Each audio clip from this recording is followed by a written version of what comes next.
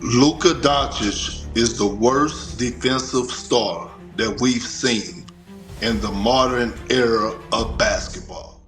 Luka Dončić and LeBron James are doing something none of us was prepared for: dominating. Luka is currently averaging a near 35-point triple-double while leading the Lakers to second place in the West. But what nobody expected: with LeBron playing, LA is even better.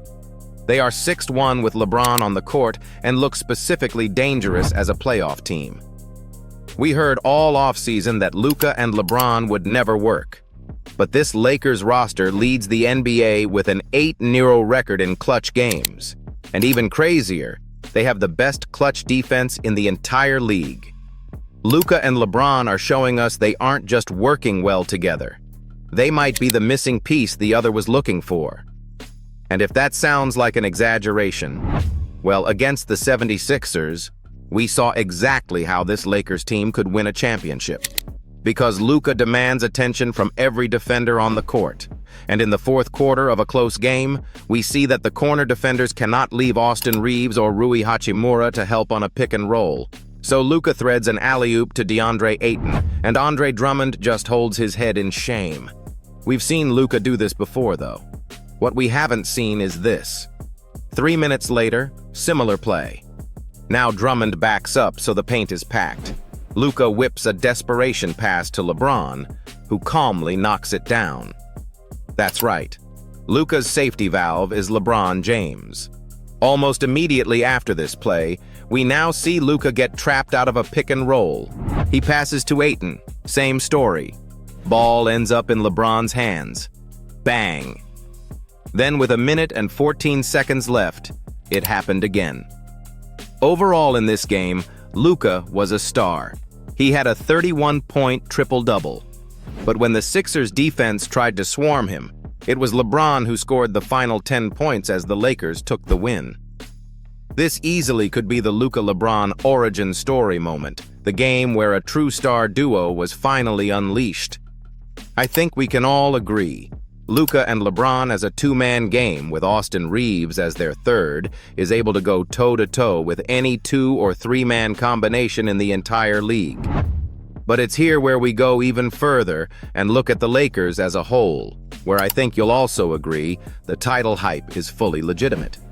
Since LeBron has rejoined this team, the Lakers have climbed to the 6th best offensive rating in the NBA. Why is this so important? The last 10 NBA champions have either had a top 6 offensive rating or defensive rating in the regular season. No exceptions. Before LeBron rejoined this roster, the Lakers had neither. They were actually just 11th in offensive rating with both Luka and Austin Reeves going crazy. We all knew heading into LeBron's return that it was crucial he fit in instead of stand out. But we had no idea if that would happen. I mean, LeBron has been the guy on every single team he's played on. 1% usage percentage. Has this led to a 35-point near triple-double for Luka? Yes. Has it led to the Lakers winning? Yes. Has LeBron taken it in stride? Yes. 1%. Not only the lowest of his career, but almost 6 points lower than his rookie season. So LeBron is fitting in. And here's the best part. He said, "He's going to come to you. I'm always out. Just make the right play." On this play, Rui Hachimura knocked down a game winner, but LeBron lost his streak of 1,297 straight games with at least 10 points scored. It didn't matter. He made the right play and set up a game-winning shot. This is the version we need to see of LeBron if the Lakers are going to win a title. And we're seeing it.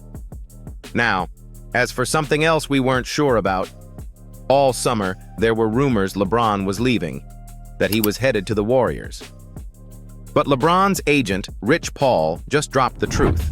LeBron is staying with the Lakers this year. He is all in. It's win a title with LA or nothing. This is extremely important because, surprise, surprise, the media just flat out lied to us and tried to make a story out of nothing. Austin Reeves and Luka Dončić have quite literally looked like best friends, Reeves and Luka laughing together on the bench. And here's what Austin Reeves recently had to say about Luka.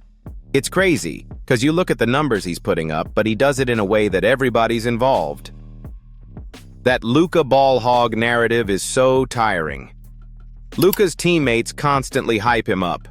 And if Luka really was a stat-padding loser, how would he have led the Mavericks to the 2024 NBA Finals with the highest usage percentage in the league? That would have been impossible. But let's go further. Austin Reeves loves Luka. I love having a seat of greatness. Against the Clippers on November 25th, Reeves had 31 points with both Luka and LeBron on the court. The next game against the Mavericks, he had 38 with both of them on the court. Reeves is playing out of his mind, averaging over 28 points per game.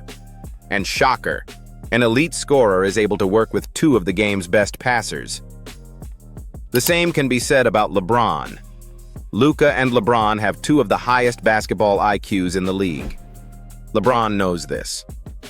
We've heard things from the media, but there has never been a public statement from LeBron saying he doesn't like playing with Luka.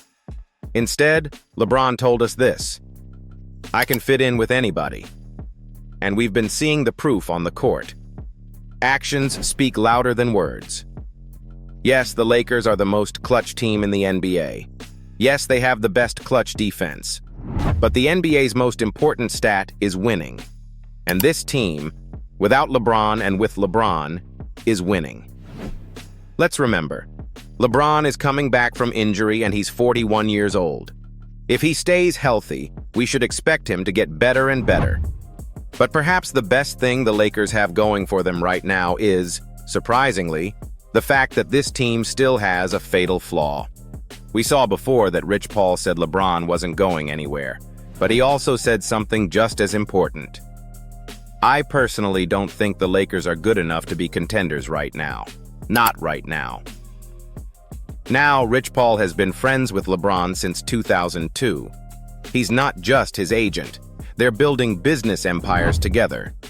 Rich Paul is, at times, a mouthpiece for LeBron when LeBron wants to say something but doesn't want to say it directly. Which means LeBron doesn't think the Lakers right now have enough to become true contenders, and he is pressuring the front office to make a move. It might feel slimy, but I also think LeBron is right. The Lakers have enough star power, but what they're lacking is three-point shooting, defense, and bench depth. Currently, LA has the lowest bench scoring in the league. Not great. They're also just 24th in three-pointers made per game. However, they're number 1 in free throw rate and number 2 in field goal percentage, which means their offense is still elite without three-point shooting in the modern NBA, giving them huge room for improvement. And Luka himself is struggling from 3 on high volume. History tells us he'll get those numbers up. That's already going to help. So if the Lakers are going to make a move, it's most likely going to be directed toward their defense. That's where they have a clear issue. And that's where Andrew Wiggins and Herb Jones enter the picture. Both of these guys help bench scoring in a unique way because if you bring them in as starters, a guy like Rui Hachimura, if he isn't traded, becomes a sixth-man scoring type. We love addressing several problems at once. Andrew Wiggins would be nice. He has championship experience, is an athletic defender, and scores well enough to help on both ends. But he's expensive, and the word is Pat Riley would make this difficult. So in my opinion, the best option here is Herb Jones. The Pelicans are struggling. They also don't have first-round picks and need draft capital. And Herb would be a perfect fit next to Luka and Reeves because he's the type of elite wing defender you need in the playoffs, the kind who wants to guard the other team's best player. 6% from 3, enough to keep defenses honest. The Lakers have multiple first-round picks to get an offer done. Maybe the Pelicans would be interested in D'Angelo Russell. Right now, so far from the deadline, the actual trade details are murky, so we don't have to pretend to make them up. What I want to leave on is the most important part.